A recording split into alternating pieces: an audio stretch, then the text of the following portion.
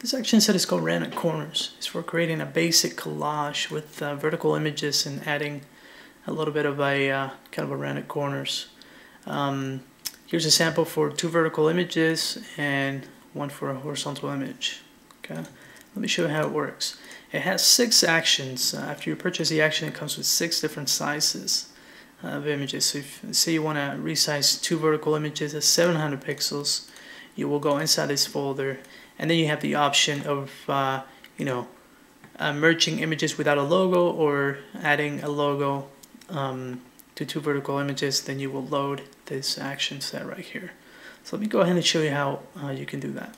So you can double click the ATM file, it'll load the action inside Photoshop. If you can't see the action palette, go to Windows and then click Actions. Okay, let's go ahead and open 2 vertical images, and then I'm going to show you how you can set up the logo. Whatever window you have forward, so this one, let's see, it's in the front. The action's gonna put it on the left. Okay, so you choose which one you want on the left by simply bringing it forward, bringing the window forward. So let's say I want that one on the left, so I just bring it forward. Then you select the action. I'm gonna expand it just to show you.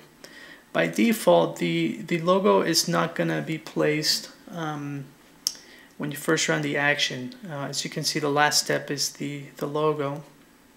Placing of the logo is unchecked, which just kind of leave it there for now. Just go ahead and run the action. It's going to run it. It's going to resize it. It's going to zoom in for me just so I can see it. Okay, there you have the action right there, the 2 verticals. So after you've done that, just go ahead and go to place, check it. Go ahead and check that little square, and double click it. And this is where I'm going to record my logo. Okay, everybody has a different logo. So mine just happens to be right there. It's PNG with a transparency. So I'm just going to go ahead and double click it.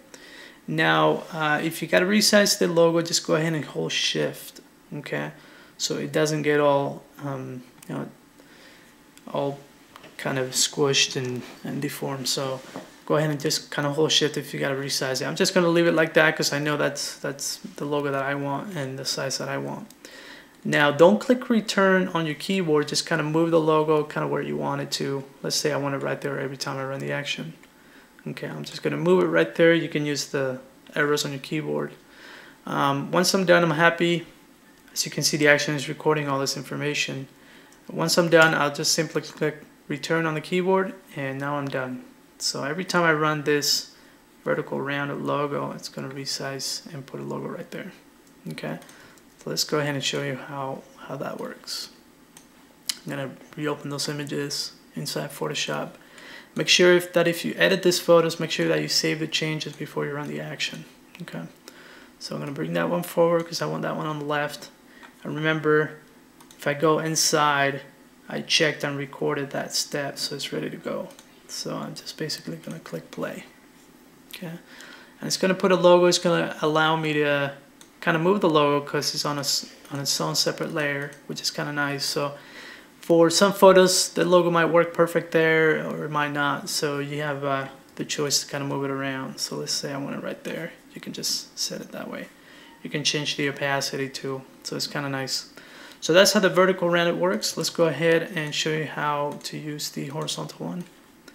I'm just going to open a horizontal photo. Just going to select horizontal. And remember, I got to run it first because I don't want the logo. That's going to be something that I need to set after it's resized. Okay. Now it's done. I'm going to check place, double click place, and bring that same logo. I'm not going to click return because I'm not done choosing the location of the logo. Maybe I want it there every time. Now I click return. The action's done. Okay. So let's go back in history on this one because I don't need to open it. Okay, and then just click it, and it's right there. So this file size is 700 pixels wide, just like I wanted to use the 700 pixels. So if you want that, you can save the action to. You can select that, click right here, and you can save the action. You can save the ATM file over the one that you just purchased, just to save the changes. So Other than that, that's basically how you use this rounded corner action set.